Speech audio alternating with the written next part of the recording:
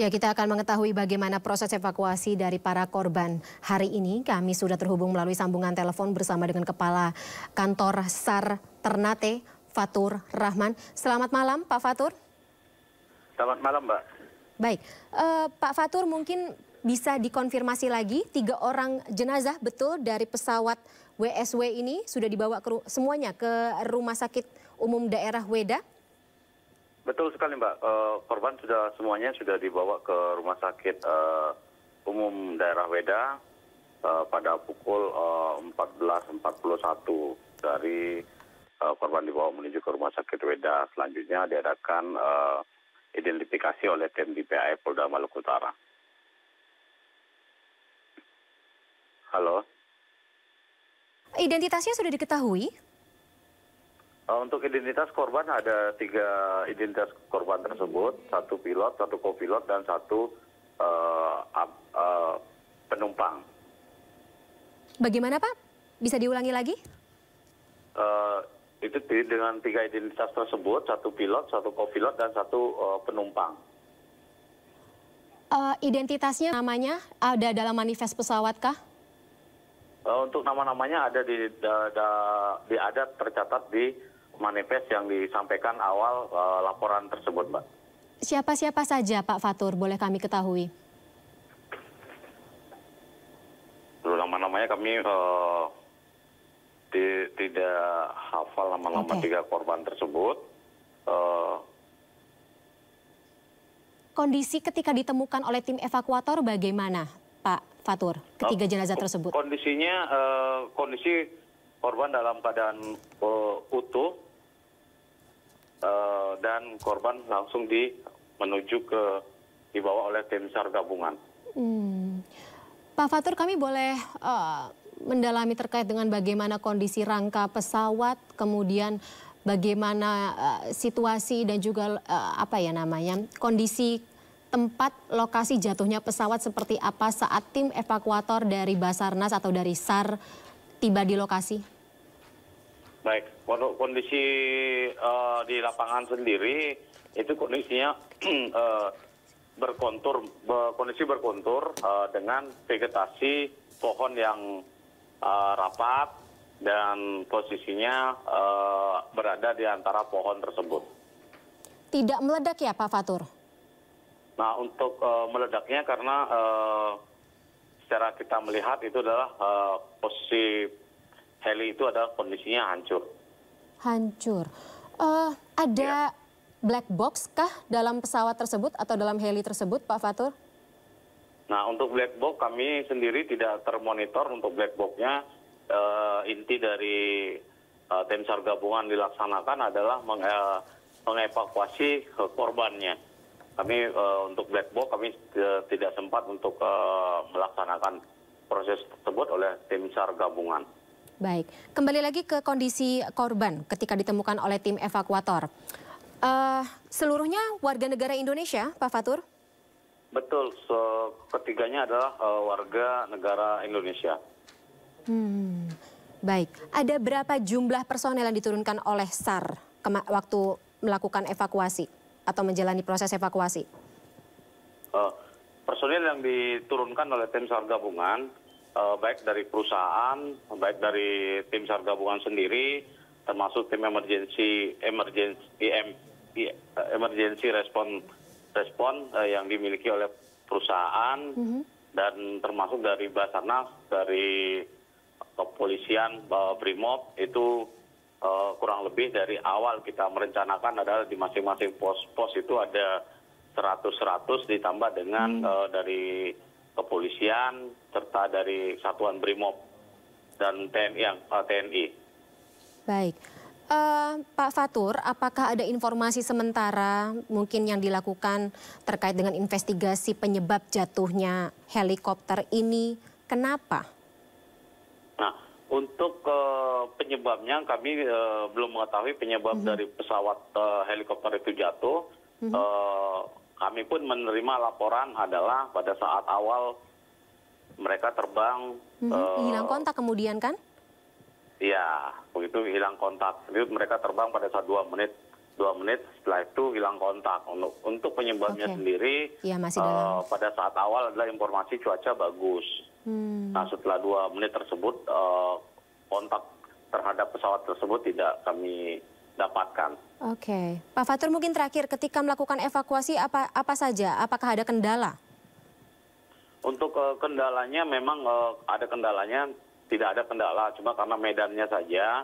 Medannya saja dari tempat awal kita turunkan heli sampai melakukan perjalanan menuju ke lokasi yang kita temukan serpihan dari bodi pesawat tersebut. Baik, baik. Terima kasih Pak Fatur atas informasi sementara selaku Kepala Kantor SAR Ternate atas waktunya juga dalam Sindopra malam hari ini. Salam sehat selalu Bapak, sampai jumpa. Baik, terima kasih. Kita beralih ke informasi selanjutnya pemirsa. Sidang lanjutan pra-peradilan Aiman Wicaksono kembali digelar di Pengadilan Negeri Jakarta Selatan hari ini. Agenda lanjutan kali ini mendengarkan replik atau jawaban atas respon termohon di hadapan Majelis Hakim Tunggal. Tim kuasa hukum Aiman Wicaksono menegaskan pihaknya akan konsisten terhadap dalil pemohon dan meminta hakim untuk mengabulkan seluruh permohonan pemohon. Tim kuasa hukum juga menegaskan penyitaan telepon Aiman tidak sah, bahkan ada kejanggalan saat ada upaya melegitimasi proses penyitaan tersebut. Kita melihat dalam proses, kalau dalam kronologis penyitaan handphone Mas Aiman itu dengan dasar izin dari pengadilan yang hanya ditandatangani oleh wakil wakil ketua pengadilan negeri, itu secara hukum kan tidak sah itu, karena ada dalam konteks hukum administrasi negara itu namanya atributif. Atributif itu adalah sebuah kewenangan yang diberikan langsung oleh undang-undang kepada seorang pejabat untuk melakukan tindakan hukum secara langsung. Tidak ada pendelegasian atau perwakilan dalam hal untuk... Ya, pemirsa, Aiman Wicaksono dan kuasa hukumnya hari ini mengikuti agenda pra-peradilan dengan agenda replik dan duplik. Sidang pra-peradilan ini demi kepentingan perlindungan informasi narasumber yang berkaitan dengan kerja jurnalistik yang dilindungi oleh undang-undang. Seperti apa perkembangan dari sidang yang dijalankan hari ini dan rangkaian pra-peradilan secara keseluruhan, kami sudah tergabung bersama dengan kuasa hukum Aiman Wicaksono, Vincentius Mendrova. Bang Vincentius, selamat malam. Selamat malam, Mbak. Apa kabar? Baik, Bang Vincent sendiri bagaimana? Kabar baik, kabar baik. Oke, Bang Vincent mungkin bisa dielaborasi lebih lanjut terkait dengan poin-poin dari pertukaran, kalau kita bisa sebut replik dengan duplik yang hari ini dilaksanakan? Iya, jadi hari ini memang agendanya adalah replik atau jawaban pemohon terhadap jawaban dari termohon ya. Jadi tadi kita sudah membacakan keseluruhan dari replik kita. Pada intinya sebetulnya kita tetap pada dalil-dalil permohonan pra-peradilan kita, yang mana kita melakukan penegasan dalam replik kita yang berkaitan dengan adanya fakta baru yang ditemukan dalam persidangan ini dalam jawaban termohon, di mana termohon ternyata telah mengajukan surat persetujuan penyitaan kepada pengadilan, gitu ya. Jadi sekarang fakta barunya adalah ada 2 surat izin penyitaan dari pengadilan terhadap 4 barang bukti yang sama. Nah, termasuk handphone. Ini termasuk handphone gitu ya. Kalau dilihat dari jawaban dari termohon. Dari termohon. Jadi itulah kemudian kami menganggap bahwa sejak awal dalam melakukan penyitaan terhadap saudara Aiman Wicaksono atau klien kami, selain terburu-buru juga ini cacat formil. Oke. Pertama, seperti yang kami tegaskan berkali-kali bahwa yang mengeluarkan atau menerbitkan surat perintah atau surat izin penyitaan dari pengadilan tersebut itu dikeluarkan oleh wakil ketua pengadilan. Bukan ketuanya. Betul, itu memang secara limitatif diatur dalam KUHP bahwa yang berwenang memberikan izin itu adalah ketua pengadilan. Tentu ini menjadi pertanyaan dari kami, kenapa surat izin penyitaan itu ditandatangan oleh pihak Wakil Ketua Pengadilan Negeri Jakarta Selatan. Oke, dan apakah sepengetahuan ketuanya juga, Bang Vincent, mungkin juga dijawab dalam pra-peradilan tersebut? Dalam sidang hari ini? Tidak dijawab oleh termohon, itu tidak ada jawaban oleh termohon apakah ada alasan tertentu. Dia hanya menganggap bahwa itu mungkin kesalahan atau itu hanya berkaitan dengan teknis ya. Tapi lagi-lagi kami menegaskan bahwa itu bukan hanya semata-mata soal teknis. Ini yang berkaitan dengan substansi. Karena yang berkaitan dengan menguji saat tidaknya penyitaan ini adalah substansinya adalah prosedural penyitaan, kan begitu. Jadi kita fokus saja bahwa apakah betul proses penyitaan yang dilakukan kepada saudara Aiman Wicaksono ini sesuai dengan KUHP atau tidak. Okay. Ya. Nah ini menurut kami selain ini bertentangan dengan KUHP, gitu ya, ini semakin terang sebetulnya, semakin jelas dengan dua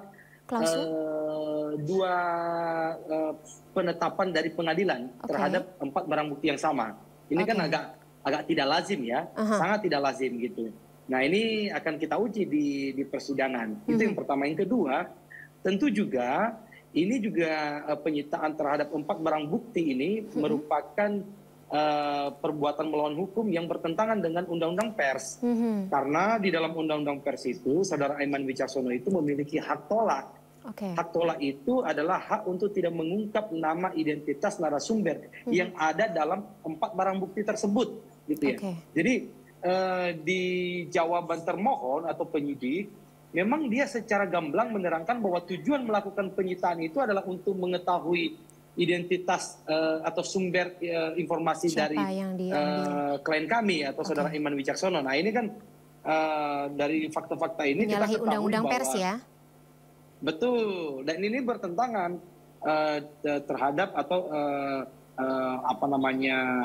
tidak sesuai dengan Undang-Undang Pers, di mana dalam Undang-Undang Pers itu seorang wartawan harus melindungi, wajib melindungi identitas narasumbernya, gitu ya. Dan itu diberikan hak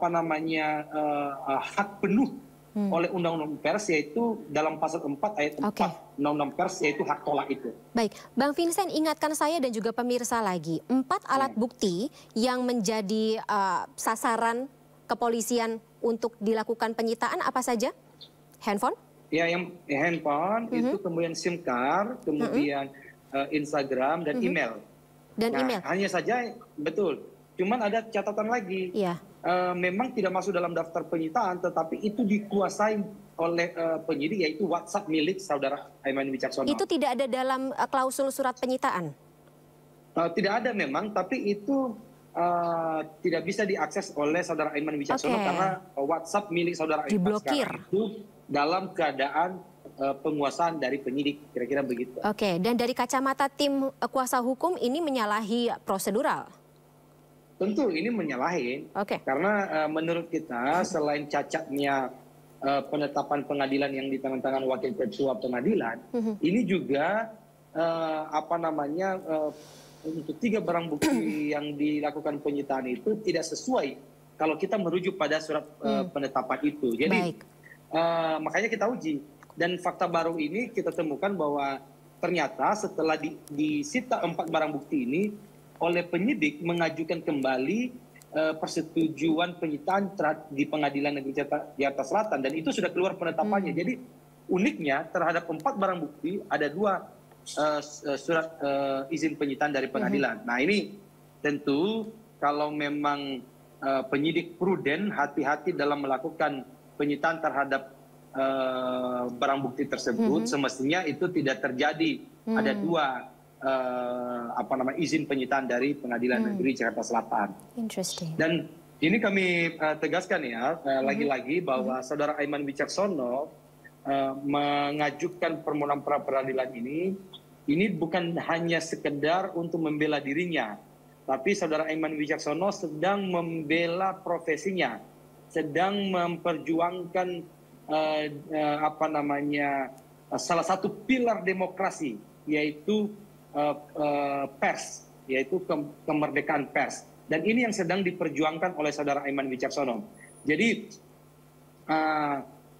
berkaitan dengan hak tolak ini, apabila di kemudian hari dengan mudahnya bisa dilakukan penyitaan oleh penyidik atau penegak hukum, bisa dibayangkan kepercayaan publik kepada pers itu akan sangat-sangat merosot dan tidak ada orang yang akan berani memberikan informasi kepada pers gitu, kepada wartawan. Dan ini akan mengancam salah satu pilar demokrasi kita, yaitu pers itu sendiri gitu. Dan ini yang sedang diperjuangkan oleh saudara Aiman Wicaksono. Dan perlu dicatat juga apa yang disampaikan oleh saudara Aiman Wicaksono ini berkaitan dengan dugaan oknum Polri yang tidak netral pada pemilu 2024. Ini merupakan informasi yang bukan fiktif. Ini adalah informasi yang ada bukti atau ada sumbernya gitu ya. Jadi bukan fiktif, dan itu sebetulnya apa yang disampaikan oleh saudara Aiman tanggal 11 November 2023 itu sudah lebih awal sebetulnya diberitakan oleh salah satu media, yaitu Media Indonesia.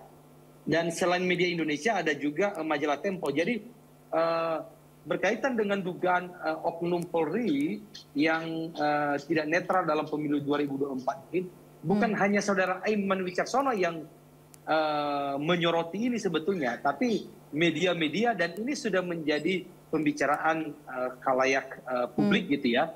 Dan perlu dicatat bahwa tujuan saudara Aiman Wicaksono menyampaikan ini kepada publik, bahwa itu adalah bentuk kecintaannya kepada institusi Polri, supaya dalam pemilu 2024 diharapkan institusi Polri tetap menjaga netralitasnya, tetap menjunjung tinggi sumpahnya gitu ya. Dan ini adalah bentuk kecintaan dan kepedulian. Jadi semestinya ini yang patut kita sayangkan ya, karena kan substansi dari pernyataan saudara Aiman Wicaksono dalam konferensi pers ini lebih pada substansi untuk menciptakan situasi pemilu 2024 ini dalam situasi yang damai tanpa adanya oknum-oknum yang tidak netral dalam pemilu 2024 ini. Baik, Bang Vincent. Kita dapat poinnya, dan rangkaian pra-peradilan juga masih akan berlangsung sampai dengan akhir pekan ini. Kita harapkan agar menimbulkan sebuah keputusan hukum yang tentunya berdampak positif bagi bagaimana status warga negara kita ya, Indonesia di mata hukum yang harusnya sama dan juga tidak mendapat persekusi dari pihak berwenang. Terima kasih sebelumnya Bang Vincent atas waktunya. Terima kasih. Salam sehat selalu. Sama-sama. Sampai jumpa. Pemirsa, 100 tokoh menyatakan penolakan terhadap hasil Pilpres 2024 karena menilai terjadi kecurangan secara terstruktur, sistematis, dan masif. Pembacaan atas sikap penolakan para tokoh terhadap hasil Pilpres dibacakan oleh mantan Ketua Umum PP Muhammadiyah Din Syamsuddin. Para tokoh juga menilai pelaksanaan Pilpres 2024 menyimpang dari etika politik, agama, dan budaya bangsa. Mereka sepakat dugaan kecurangan pemilu terjadi secara terstruktur, sistematis, dan masif. Kami dengan penuh keyakinan dan kesadaran menilai bahwa Pilpres 2024 curang secara sistematis, secara terstruktur, sistematis, dan masif, bahkan disengaja. Maka oleh karena itu, tolong diperhatikan posisi kali ini, mendesak dilakukannya audit forensik terhadap ID KPU. Ini sudah pikiran banyak orang juga. Maka kita akan saling bekerja sama mendorong adanya audit forensik, dan kami menyiapkan ahli, terutama untuk membuktikan sebuah penghinaan terhadap negara. Forum Badan Eksekutif Mahasiswa atau BEM dari 52 perguruan tinggi se-Daerah Istimewa Yogyakarta mengeluarkan 3 tuntutan kepada pemerintah dan penyelenggara pemilu. Hal itu lantaran mereka menilai proses pemilu 2024 diduga kuat telah direkayasa sejak awal untuk memenangkan paslon tertentu.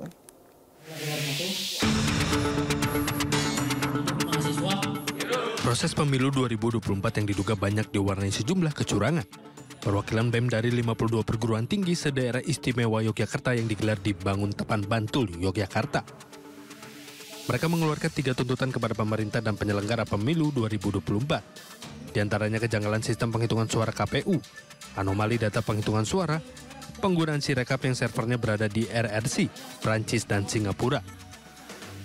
Selain itu, para mahasiswa juga menduga bahwa sejak awal proses pemilu ada rekayasa untuk memenangkan capres dan caleg tertentu dan menemukan adanya money politik masif di berbagai daerah, serta keberpihakan pejabat dan aparat pemerintah untuk menekankan masyarakat serta penggunaan fasilitas negara. Ternyata kita menemukan banyak kejanggalan dan pelanggaran yang terjadi di lapangan, baik di level TPS, bagaimana mobilisasi dan intimidasi dan money politik itu terjadi, bahkan di Sirekap itu sendiri beberapa anomali yang ditemukan oleh kawan-kawan tim media, sehingga kita mengambil kesimpulan dengan tuntutan itu. Jika tuntutan ini tidak diperhatikan oleh pemerintah dan penyelenggara pemilu 2024, Forum BEM se-DIY akan melanjutkan dengan aksi-aksi yang lain. Dari Bantul, Yogyakarta, Trisna Purwoko, iNews melaporkan. Wacana mengusung hak angket terkait dugaan kecurangan Pilpres 2024 juga terus menguat pemirsa, di mana anggota DPR fraksi PDI Perjuangan yang juga Wakil Deputi Kinetik Teritorial TPN Adiana Pitupulu menegaskan, hak angket digulirkan bukan mencari kalah menang, tapi mencari kebenaran.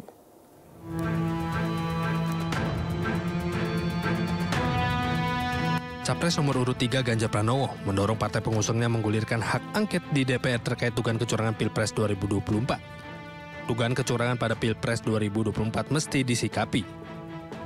Fraksi PDIP DPR juga telah menegaskan solid melayangkan hak angket DPR guna menelisik kejanggalan dalam proses Pilpres 2024. Anggota DPR fraksi PD Perjuangan yang juga Wakil Deputi Kinetik Teritorial TPN Adiana Pitupulu juga menyatakan partai-partai pengusung pasangan nomor urut 3 Ganjar Mahfud dan nomor urut 1 Anies Muhaimin akan solid mengusung hak angket. Selain itu, Adian juga menegaskan hak angket digulirkan bukan mencari kalah menang, tapi mencari kebenaran. Pak Ganjar, Pak Anies sudah sepakat untuk mengajukan hak angket beserta dan partai-partai pendukungnya. Ya kita lihat saja di parlemen proses politiknya. Bang, soal hak angket itu Bang, kalau dari fraksi PDI sendiri gimana sih? Menurut saya ketika Ketua Umum perintahkan kita pasti solid. Partai-partai koalisi Pak Ganjar juga pasti solid karena sudah ada pembicaraan kok. Begitu juga partai-partai koalisi Pak Anies juga pasti solid karena sudah ada pembicaraan. Kita tidak sedang mencari kalah menang saja, tapi kita sedang mencari kebenaran itu sendiri. Hak angket adalah hak untuk melakukan penyelidikan terhadap pelaksanaan suatu undang-undang, kebijakan pemerintah yang berkaitan dengan hal penting, strategis, dan berdampak luas pada kehidupan bermasyarakat, berbangsa, dan bernegara yang diduga bertentangan dengan peraturan perundang-undangan. Dari Jakarta, Anggita Maura, Ahmad Putra, iNews melaporkan. Pemirsa, mantan Menko Polhukam yang juga Cawapres nomor urut 3 Mahfud MD turut berkomentar terkait kekacauan data Pilpres 2024. Mahfud meminta agar sistem informasi rekapitulasi Komisi Pemilihan Umum diaudit oleh lembaga independen. Audit digital forensik terhadap sistem Sirekap KPU seharusnya dilakukan oleh lembaga independen, bukan lembaga berwenang. Audit forensik terhadap sistem Sirekap KPU diperlukan menyusul kekacauan data yang terjadi pada Pilpres 2024 karena data yang diinput tidak sama dengan formulir C hasil di tempat pemungutan suara. Meski demikian, anggota KPU Republik Indonesia Betty Epsilon Idrus menyatakan bahwa Sirekap hanya alat bantu, bukan rujukan penghitungan resmi Komisi Pemilihan Umum. Demokrasi itu kalau terus disumber terus membuka jalan, bukan hanya TPN ya, masyarakat pada umumnya di seluruh Indonesia itu mempersoalkan Sirekap. Ya. Bahkan sudah ada yang mengusulkan tentang audit digital forensik terhadap Sirekap itu. Jadi itu supaya diaudit benar itu bagaimana kok bisa terjadi amburadul begitu. Berbagai cara kesalahan secara teknologis itu kan ditemukan. Ada kalau ketahuan salah di sini dikeluarkan pindah ke daerah lain itu kan ada juga. Ada kesalahan input dan sebagainya. Nah itu sebabnya lalu menimbulkan kecurigaan. Oleh sebab itu perlu diadakan audit digital forensik terhadap Sirekap dan sistem data server KPU-nya sekalian. Saya mendengar tadi Mbak siapa tuh yang anggota KPU menjelaskan ini sudah diaudit oleh lembaga yang berwenang. Menurut saya bukan lembaga yang berwenang yang mengaudit karena ini soal politik dan kepercayaan publik, harus lembaga independen. para ahli IT dari berbagai perguruan tinggi. Itu diaudit. Dan apa betul itu kontraknya dengan Alibaba, dengan sistem distribusi datanya lewat Cina, Singapura, dan Perancis lagi. Itu kan harus diaudit. Karena Ya, di tengah penolakan penggunaan Sirekap yang dikirimkan oleh PDI Perjuangan ke KPU, ternyata sengkarut hasil Sirekap ini juga bisa berpotensi pidana. Wakil Deputi Kinetik Teritorial TPN Ganjar Mahfud Adiana Pitupulu menyebut Komisi Pemilihan Umum atau KPU bisa dipidana dengan Undang-Undang ITE karena bagaimanapun data perolehan suara dalam sistem informasi rekapitulasi suara atau Sirekap tersebut membuat gaduh negara. Sementara Menko Polhukam yang baru dilantik pagi hari ini, Hadi Cahyanto, mengatakan mekanisme pasca penolakan Sirekap ini akan ditindaklanjuti. Sejauh apa polemik hasil rekapitulasi data ini bisa menjadi presiden hasil pemilu yang bersih dan tervalidasi sesuai konstitusi. Kita dalami bersama narasumber yang sudah tergabung dalam Sindo Prime malam hari ini via sambungan Zoom. Ada juru bicara Timnas Anies Mohaimin Mustafa Narawardaya, Wakil Komandan Bidang Hukum TKM Prabowo Gibran Fahri Bahmid, Wakil Deputi Hukum TPN Ganjar Mahfud Firman Jaya Daily, serta pakar digital forensik ITB Agung Harsoyo. Saya sapa terlebih dahulu, selamat malam Bapak-Bapak. Selamat malam. Selamat malam. Waalaikumsalam warahmatullahi wabarakatuh. Baik, saya langsung saja ke Mas Firman terlebih dahulu ya Mas Firman. Baik Bang Adian maupun juga surat yang dikirimkan oleh PDI Perjuangan sebagai salah satu partai pengusung Pak Ganjar dan juga Pak Mahfud dalam pemilu 2024 dikirimkan ke KPU. Bernada skeptis, bernada sebuah sentimen negatif bahwa Sirekap memang bermasalah. Dari TPN sendiri bagaimana? Itu bukan bernada skeptis ya. Tapi itu sikap pendirian resmi, jelas dan tegas ya. Itu berbeda bobotnya. Nah, secara tim pemenangan nasional Ganjar Mahfud tanggal 12 Februari sesungguhnya kita sudah melapor ke Bawaslu, sudah menyampaikan pengaduan ke Bawaslu bahwa Sirekap ini sistem informasi rekapitulasi elektronika ini memang bermasalah serius karena ditemukan sejumlah temuan-temuan soal simulasi yang manual itu sangat berbeda dengan input di si rekap.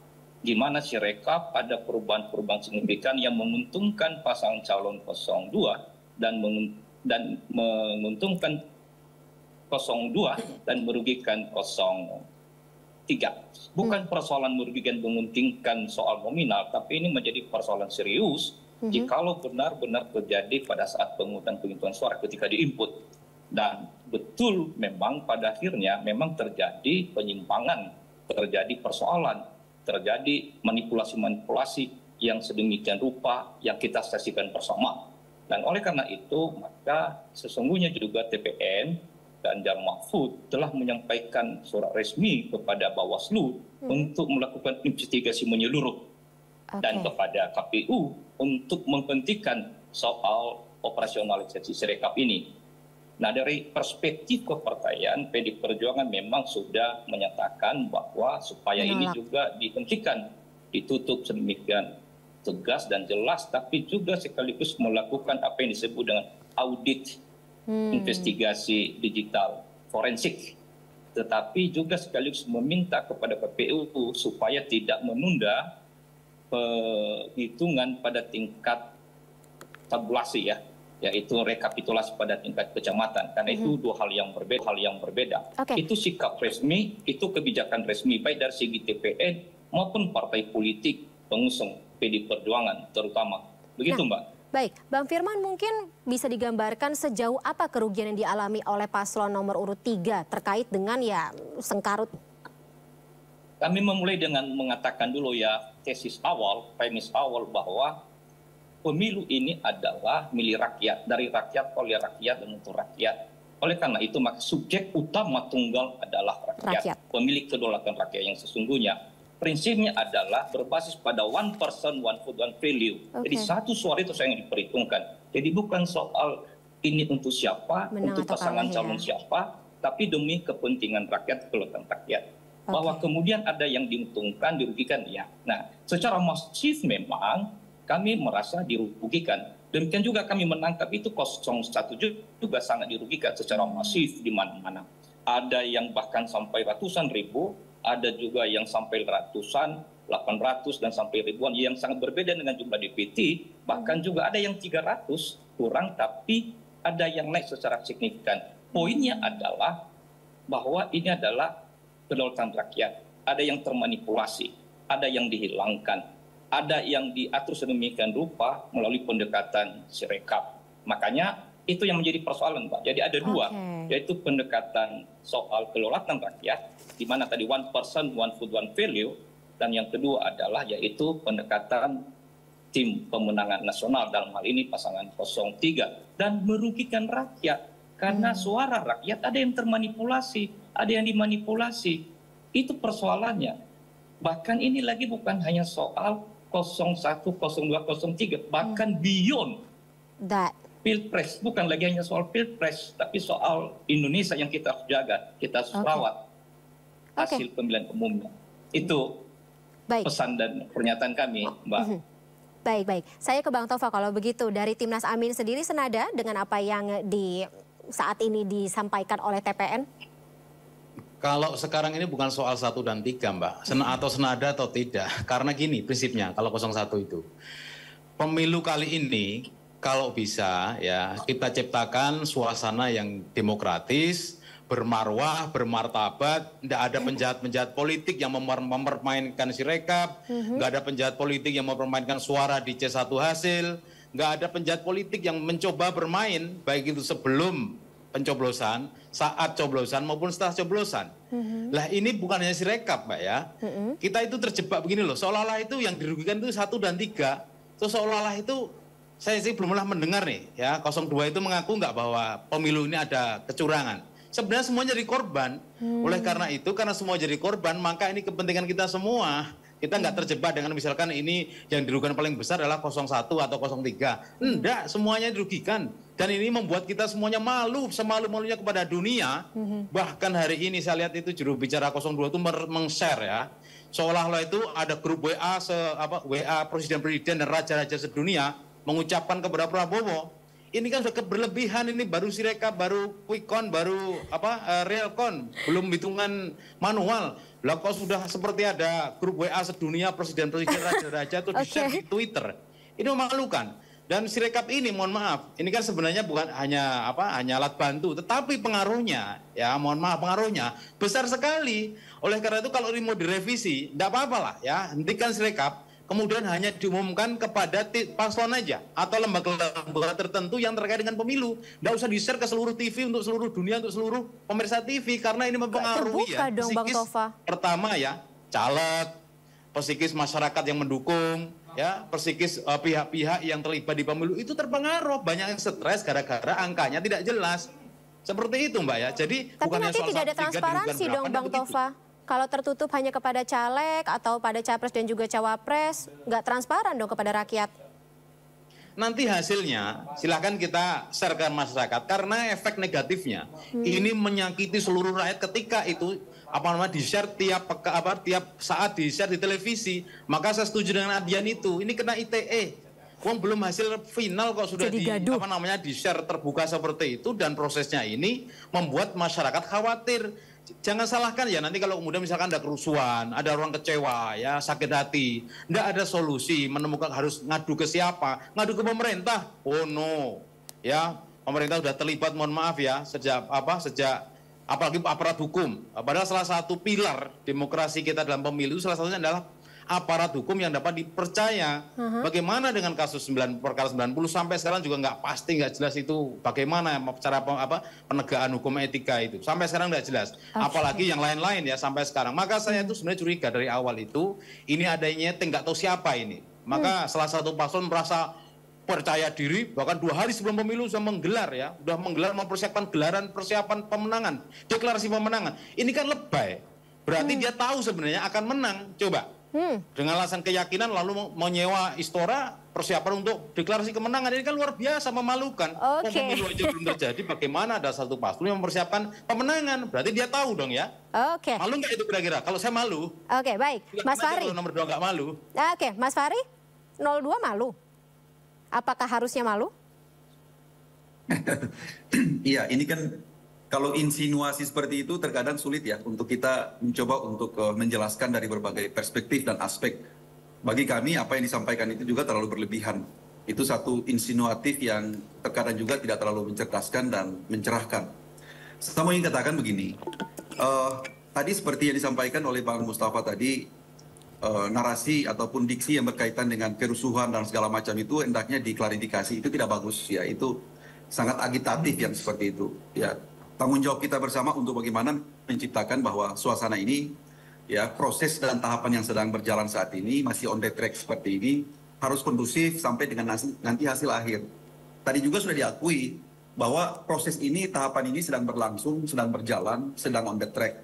Artinya hasilnya nanti kelihatan dan nanti final pada saat KPU Republik Indonesia mensahkan hasil pemilu pada tanggal 20 Maret 2024. Dengan demikian berbagai narasi-narasi kecurangan, mendegradasi, mendelegitimasi seperti ini terkadang itu sulit untuk kita memenakar sejauh mana dan apa kepentingannya seperti itu. Boleh nggak saya Sepanjang jelaskan? menyangkut dengan kepentingan perbaikan sistem, ya saya kira itu menjadi komitmen kita bersama. Kita ini kan sudah melakukan eksperimentasi pemilu ini berkali-kali dari 2004, 2009, 2014, 2019 dan kita selalu melangkah ke arah perbaikan-perbaikan. Sejak awal kami berkeyakinan bahwa pemilu sebesar ini selalu saja menyisakan persoalan-persoalan yang memang terkadang sangat sektoral dan bahkan juga mungkin ada bagian-bagian yang fundamental yang harusnya menjadi catatan kita untuk perbaikan ke depan. Tapi Saya Mas kira Fahri kalau sendiri sepanjang dari dengan- TKN, dari Mas Fahri, dari TKN sendiri setuju kalau misalnya tadi baik Mas Firman maupun juga Bang Tova mengatakan ini kan kerugian bagi seluruh rakyat Indonesia. Itu juga termasuk kepada Prabowo Gibran dan juga para pendukungnya. Gimana? Ya, sepanjang menyangkut dengan IT kan kami setuju ya bahwa memang ada perbaikan, ada optimalisasi dan ada kemampuan IT untuk bagaimana bisa adaptatif gitu ya terhadap apa namanya keadaan yang sangat kompleks seperti ini. Kita akui bahwa memang ada kelemahan dari sisi IT, tapi bukan berarti itu kecurangan. Bagaimana kalau kita berasosiasi saja pemikiran kita bahwa memang itu adalah kelemahan IT. Tapi pada akhirnya nanti rujukan kita sebagai kontestan nantinya itu kan bukan produk daripada Sirekap itu, tetapi nanti hasil manual lah secara berjenjang yang kita pakai. Dan itu saat ini belum selesai. Nantinya sampai penghujung gitu. Ujungnya di mana di tanggal 20 itu.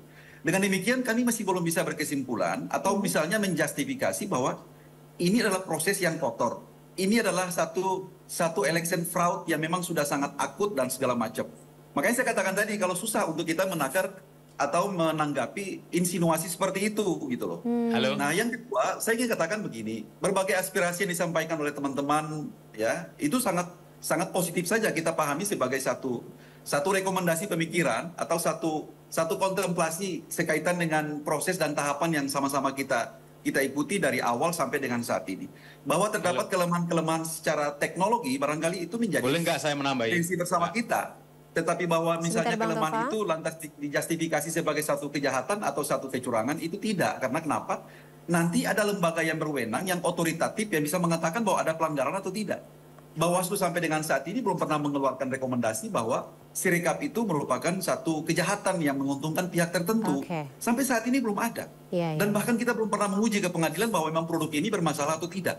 Makanya saya katakan bahwa kita sama-sama bersabar saja mengikuti semua ini dengan catatan-catatan kritis kita, dengan catatan-catatan yang tentunya kelemahan yang kita Boleh dapatkan. saya nanggepin? Baik, Bang Tova silakan. Ya, pertama, soal insinuasi yang dituduhkan bahwa ini nggak bisa diukur. Mas, saya itu terlibat 3 pemilu langsung ya. Pemilu 2019 itu Pak Prabowo tanggal 21 Maret, saya masih April. Ketika 17 April pemilu, tanggal 21 April, itu Pak Prabowo menolak pemilu, tanggal 22 rusuh. Jadi soal rusuh ini bukan insinuasi, bukan ngarang-ngarang. 2019 itu rusuh karena apa ya? Pak Prabowo menolak pemilu terbuka, jadi bukan soal nggak bisa diukur. Kita sudah hafal tipikalnya. Yang pertama ya.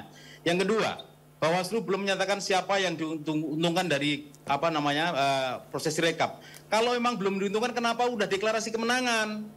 Ini kan udah berlebihan kan saya bilang. Makanya jangan memancing-mancing kemarahan massa dengan overacting, menyatakan diri menang dalam Sirekap. Belum. Kalau saya jadi tokoh bangsa yang mengaku sebagai tentara, sebagai tidak perlu kayak gitu. Itu kan memancing masyarakat. Loh, Bawaslu aja belum menentukan kejahatannya mana, yang didudukan siapa, KPU juga belum mengumumkan pemenangnya siapa. Lah kok sudah mempersiapkan 2 hari sebelum pemilu? Ini kan sesuatu langkah yang kurang bermutu kan. Maksud saya seperti itu. Kalau Anda menyatakan bahwa ini belum ada yang diuntungkan, belum diumumkan, loh kenapa harus mengumumkan kemenangan?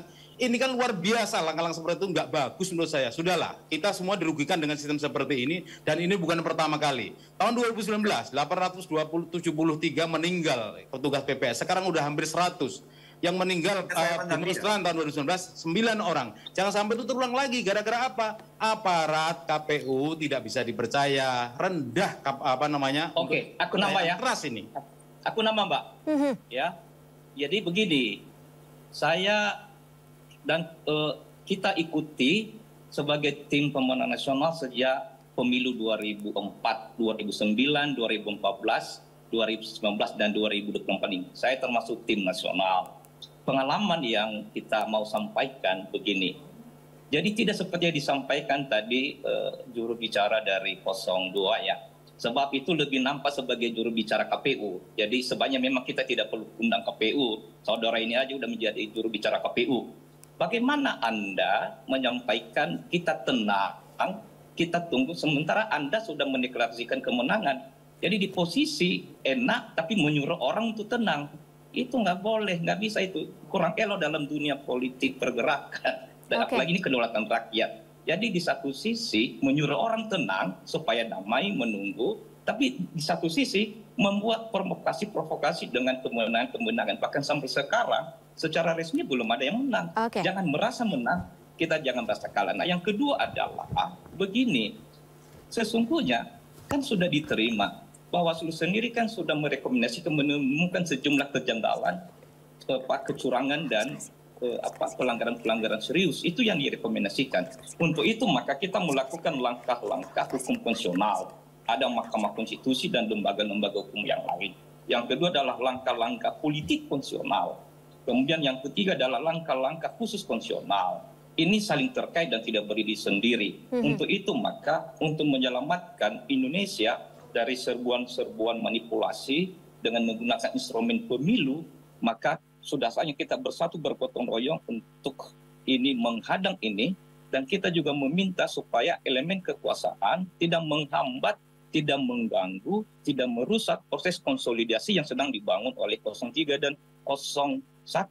Jadi misalnya partai politik pengusung masih resmi mencalonkan mendukung proses politik, proses hukum. Jadi secara pemerintahan Bapak Presiden dengan tupoksinya, kemudian juga KPU dengan tupoksinya, Bawaslu dengan tupoksinya, dan lembaga-lembaga yang lain. Jadi itu posisi sementara ini, ada ruang, dan kita tidak mungkin bilang optimalisasi dan perbaikan, itu bahasa-bahasa Orde Baru. Fakta Sirekap memang bermasalah, itu tidak bisa dibantah. Apa yang diperbaiki, apa yang dioptimalisasi, sudah terjadi secara sistematis dan masif. Bukan soal basis mana yang menjadi ukuran. Basisnya adalah tetap TPS, hasil.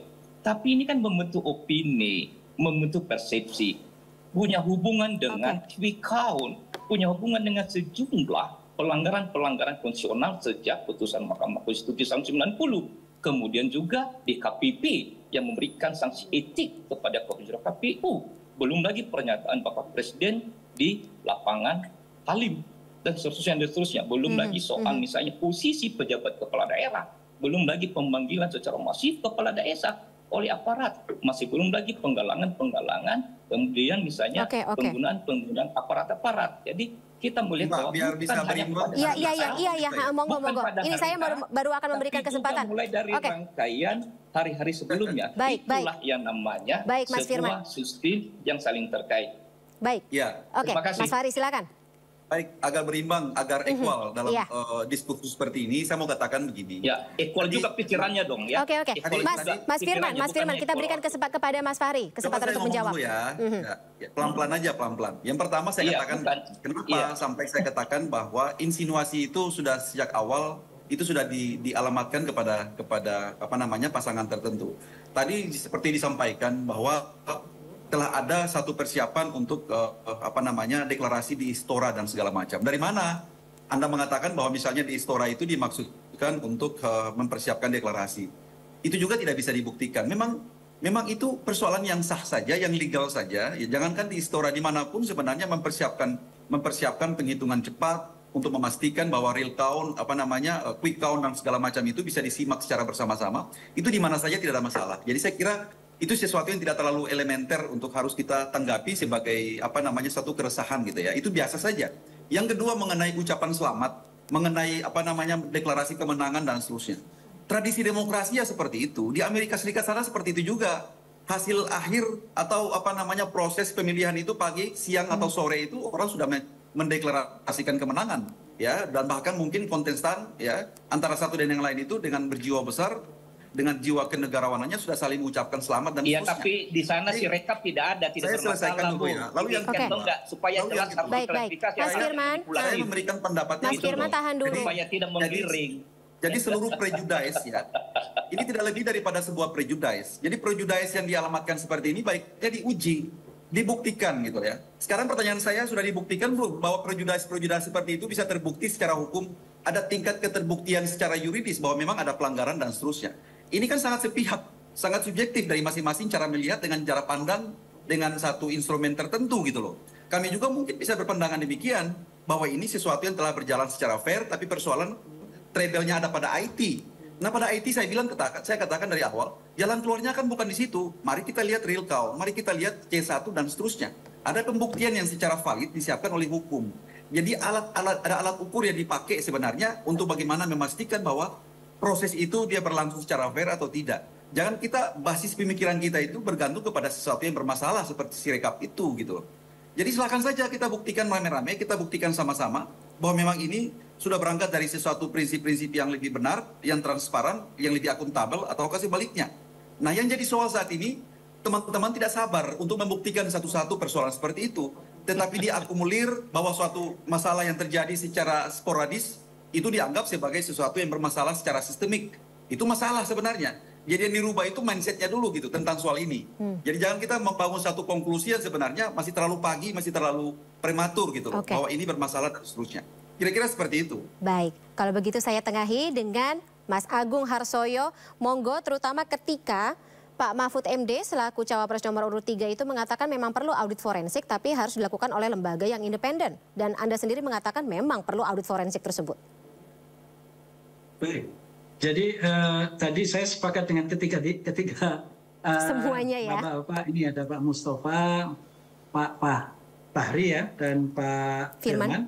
Jadi kalau dari sisi teknologi, dari sisi kami, yang namanya teknologi itu kan sesungguhnya alat bantu untuk memudahkan, untuk mempercepat, untuk membuat lebih mudah untuk di trace ya, atau dilakukan penelusuran dari awal. Jadi kalau seandainya saat ini misalnya tercampur antara data yang benar dan data turunannya, kira-kira begitu ya, karena kalau Sirekap ini ditujukan untuk membawa suara dari TPS yang berupa C hasil, kemudian dibawa ke servernya KPU, kemudian ada proses di situ. Nah di situ itu sesungguhnya konsep yang kedua. Jadi kalau yang tadi itu diharapkan bisa dilihat oleh siapapun otentik atau tidak, terutama oleh yang mengupload yaitu KPPS.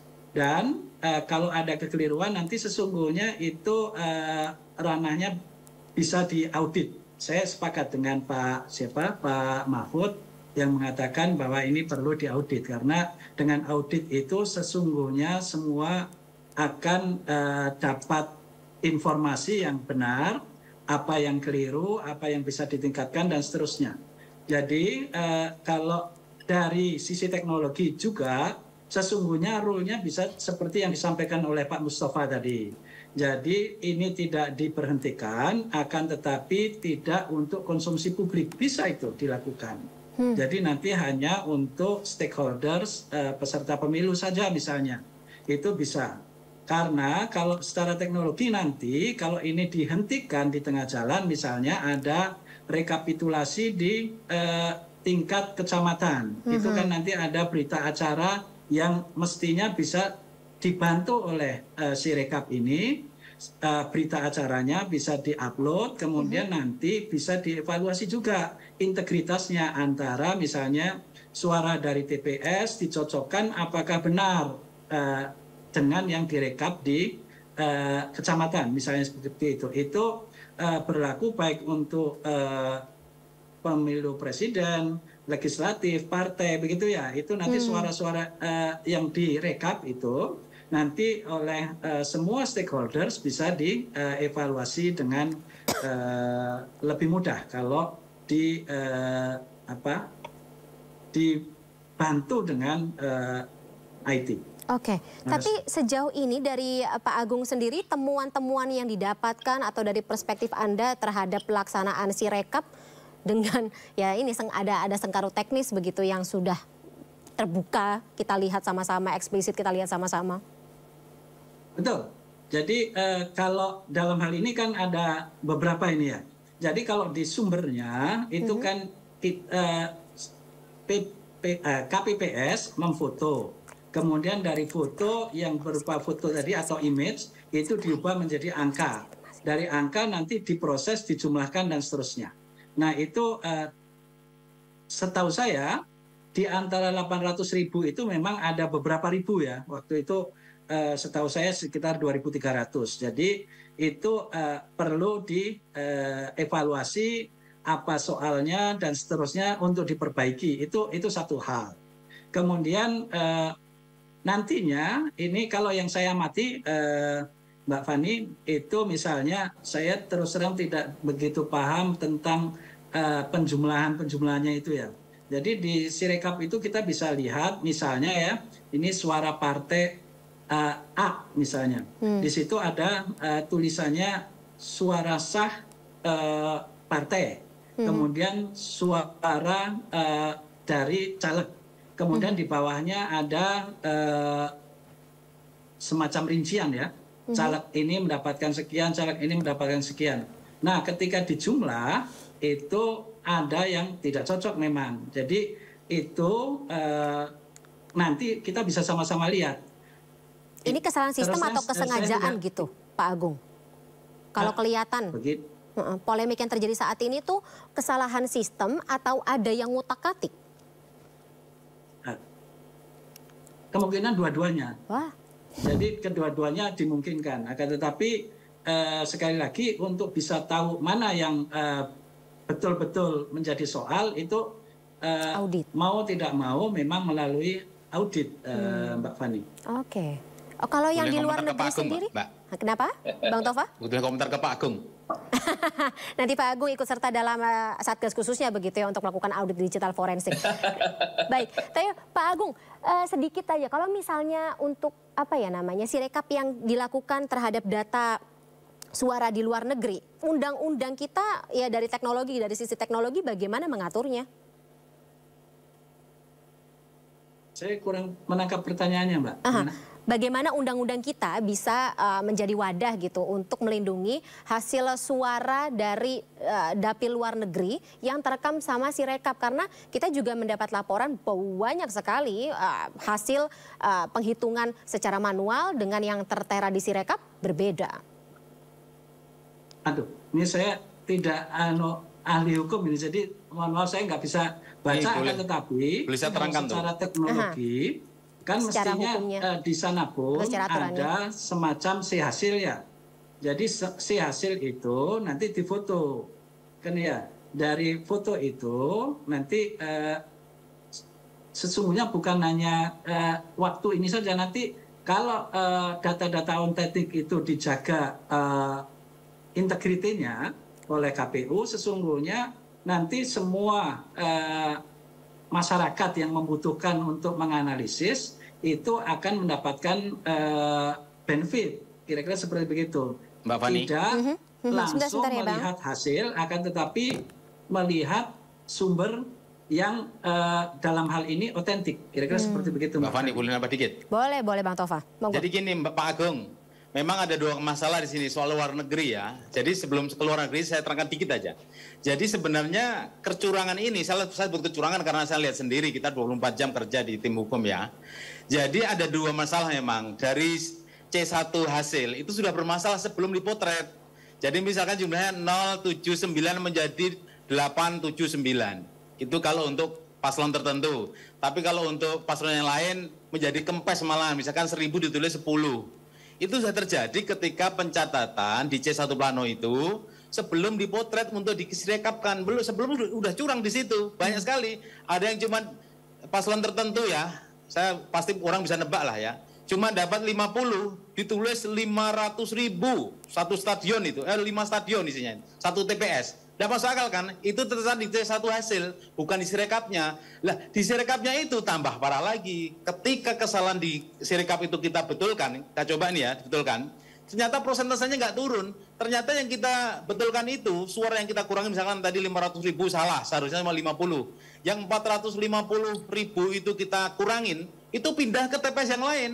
Jadi sistem sirekap itu sepertinya sekali lagi disetting sedemikian rupa supaya suara persentase itu nggak berkurang di paslon tertentu.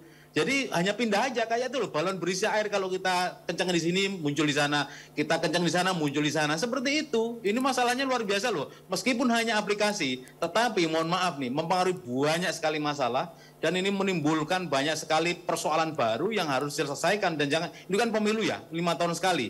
Bayangkan ya anggarannya sebesar itu. Saya penasaran dengan pembuat sertifikasinya. Kemarin waktu TOT, teman saya hadir ya. Katanya itu disertifikasi oleh BSSN, tetapi kemudian ditolak oleh KPU yang mensertifikasi itu Kominfo. Saya yakin sekali ya, sertifikasi ini ada anggarannya. Coba diteliti dari situ. Kok bisa-bisanya yang sudah disertifikasi oleh entah KPU, entah Kominfo atau BSSN, kok bisa bermasalah seperti ini? Ini harus diusut, ini sudah TSM, ini bahaya sekali. Oleh karena itu perlu pertama kali yang harus kita akui adalah 02 harus mengakui ada kecurangan. Kalau enggak, sungguh-sungguh ini memalukan kalau enggak mengakui ada kecurangan. Gitu aja deh. Baik. Bang Tova, Mas Fahri, ya. Pak Firman, dan juga Mas Agung. Ya. Kita tahan dulu deh. Kita akan dalami di segmen berikut. Kita masih punya beberapa saat lagi untuk mendalami terkait dengan polemik. Ya, kita nggak mau bilang polemik ya kalau tadi katanya Mas Fahri terlalu dini untuk menyebut ini sebagai. Baik. Karena waktu kita terbatas, saya akan memberikan kesempatan kepada para narasumber yang masih bergabung dalam Sindopren malam hari ini untuk memberikan closing statement terkait dengan bagaimana ekspektasi tidak hanya dari masing-masing kubu paslon 3, tapi juga kita bicara atas nama rakyat terkait dengan hasil sirekap ini, tetapi juga dari kacamata atau perspektif pengamat siber terhadap ya mau nggak mau kita juga jadi mempertanyakan sih 3,5 miliar anggaran negara untuk pengadaan sirekap ini jadinya ya bagaimana gitu dengan hasil yang kita dapatkan saat ini. Saya kalau begitu ke Mas Fahri terlebih dahulu, monggo. Iya, jadi karena saat ini prosesnya sedang berjalan, apalagi namanya inilah konsekuensi dari demokrasi konstitusional yang kita bangun, ya. Sehingga dengan demikian, memang kalaupun terdapat persoalan-persoalan yang barangkali secara teknis membutuhkan perhatian dan penanganan, saya kira ini menjadi atensi kita bersama untuk dalam rangka perbaikan, ya. Karena memang Undang-Undang 7 2017 sampai dengan saat ini pun sebenarnya kita masih belum sentuh atau belum mendapatkan hawa perubahan gitu ya. Jadi memang ke depan sepanjang menyangkut dengan mekanisme pemilihan umum presiden dan wakil presiden, bahkan pemilihan umum secara keseluruhan, dan bagian-bagian yang berkaitan dengan sentuhan IT dan seterusnya memang membutuhkan penanganan, ya. Bahkan mungkin perbaikan agar barangkali persoalan-persoalan ekses yang seperti ini tidak akan terjadi lagi. Karena pada akhirnya begini ya, kami jujur persoalan yang berkaitan dengan sirekap itu sendiri pada akhirnya juga kita mendapatkan impact. Impact-nya itu jujur sangat tidak terlalu menguntungkan dalam artian image dan seterusnya, karena seolah-olah ini adalah sesuatu yang di-engineer sedemikian rupa untuk menguntungkan pihak-pihak tertentu. Padahal itu bukan. Persoalan ini persoalan teknis belaka yang memang harus membutuhkan penanganan, dan barangkali karena ini adalah ranah butuh sentuhan ilmu pengetahuan orang-orang atau expert yang berkaitan dengan IT, itulah mungkin yang bisa memahami kenapa sampai soal seperti ini ada kekurangan-kekurangan yang harus dibenahi. Tapi yang kedua saya ingin katakan begini, bahwa kita ini berkontestasi dengan dalam konteks yang sehat, ya.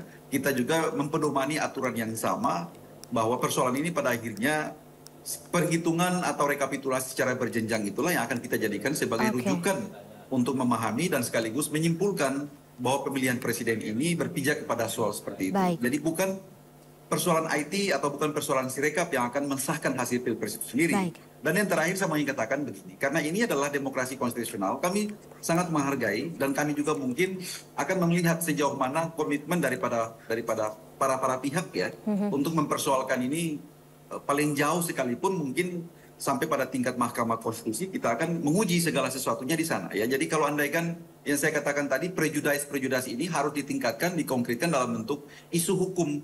Nah isu hukum itu nanti kita akan lihat di sana apakah memang ini terbukti seperti diasumsikan selama ini ataukah memang ini adalah suatu isapan jempol belaka atau inilah sesuatu yang memang sengaja dikomposisi sedemikian rupa, digambar-gemborkan sedemikian rupa menjadi apa namanya satu isu yang sebenarnya sangat tidak mendasar gitu ya.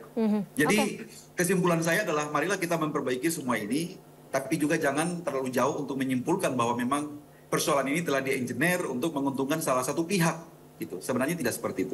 Saya kira demikian. Tapi Mas Fahri juga tidak menutup, ya maksudnya tidak menutup mata gitu dari TKN Prabowo Gibran memang mengakui adanya masalah pada teknis Sirekap tersebut ya. Itu satu keniscayaan, keniscayaan dari konsekuensi kita mengadopsi sistem IT seperti itu. Baik, Bang Tova silakan.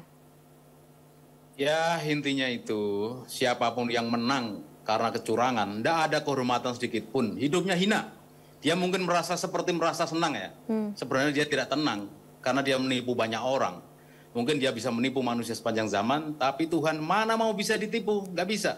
Oleh karena itu siapapun yang men-setting kecurangan-kecurangan ini, segeralah bertobat, segeralah bersujud ya minta maaf pada Tuhan, pada manusia, pada seluruh rakyat Indonesia, supaya usaha-usaha seperti ini tidak dilanjutkan. Sekali lagi, siapapun yang menang dengan ditopang oleh kecurangan, tidak akan tenang hidupnya, dan saya yakin sekali seluruh keluarganya akan menerima dari resiko itu.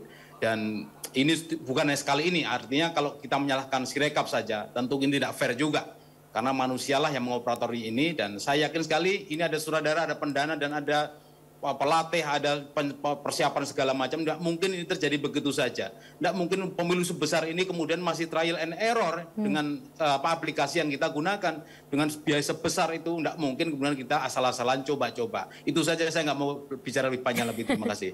Baik, Mas Firman silakan. Catatan akhir, ada 3 hal yang kami sampaikan.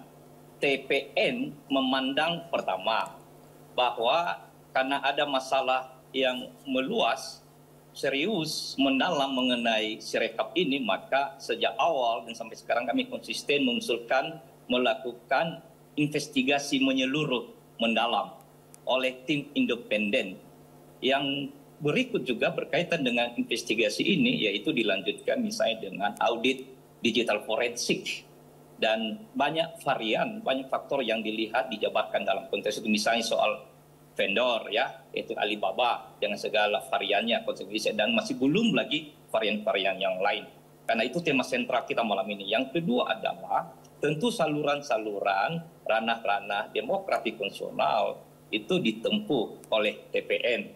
Tetapi persoalannya adalah sampai tadi malam ini dan 24 jam kita konsolidasi terus, baik partai politik pengusung maupun TPN di bidang hukum, untuk menyusun, merumuskan, kemudian juga melaporkan ke berbagai pihak.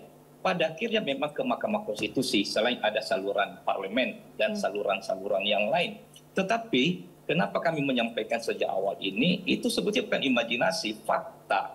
Banyak temuan yang terdokumentasikan, bukti, bahwa kemudian itu di Mahkamah Konstitusi dan di tempat-tempat yang lain. Ya, tapi sejak awal kita sampaikan, kita beritahu, itu hak konstitusional rakyat yang disuarakan oleh TPN. Yang terakhir, yang ketiga, memang kita ingin membangun kualitas kemenangan itu berbasis pada kualitas, integritas, kredibilitas demokratik konstitusional. Oleh karena itu kita jaga ini, kita rawat ini, kita bersama-sama dengan rakyat untuk menyuarakan, untuk menyampaikan ini.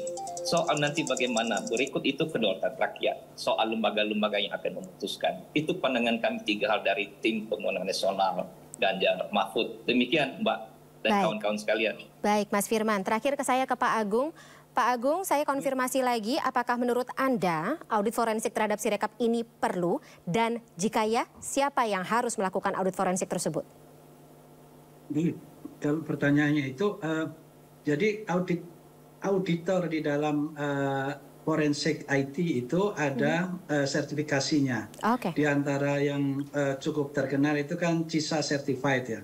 Jadi mereka itu memiliki sertifikat internasional untuk melakukan audit IT. Jadi itu. Dan sesungguhnya kalau secara prinsip teknologi IT itu atau information technology itu dalam hal ini sebagai alat bantu dan itu bukan sebagai penentu ya dalam hal ini, akan tetapi sesungguhnya kalau kami ini ya sebagai yang berkecimpung di teknologi, kami berharap bahwa kalau teknologi yang kami bisa sumbangkan itu bisa meningkatkan kualitas demokrasi Indonesia, dan mudah-mudahan ini nanti kalau itu tidak dihentikan ya, tapi nanti diatur kembali bisnis prosesnya, tidak harus ditampilkan di publik tapi tetap bisa diakses oleh stakeholders pemilu, maka apa-apa yang terekam di dalam si rekap ini nanti bisa menjadi bahan uji begitu ya, bahan studi dan seterusnya yang insya Allah itu akan sangat bermanfaat bagi kita semua. Oke, terima kasih. Dengan anggaran semasif itu tapi ya ujung-ujungnya ya terjadilah sikon atau situasi dan juga kondisi seperti saat ini. Baik, Pak Agung, Mas Firman, Mas Fahri dan juga Bang Tova, terima kasih sebelumnya atas waktunya yang cukup panjang dalam Sindo Prime malam hari ini. Salam sehat selalu Bapak-Bapak, kita harapkan agar hasilnya tentu saja berpihak kepada suara rakyat ya, at the end of the day. Sekali lagi terima kasih, selamat malam saya sampaikan, sampai jumpa. Selamat malam Mbak dan kawan-kawan sekalian.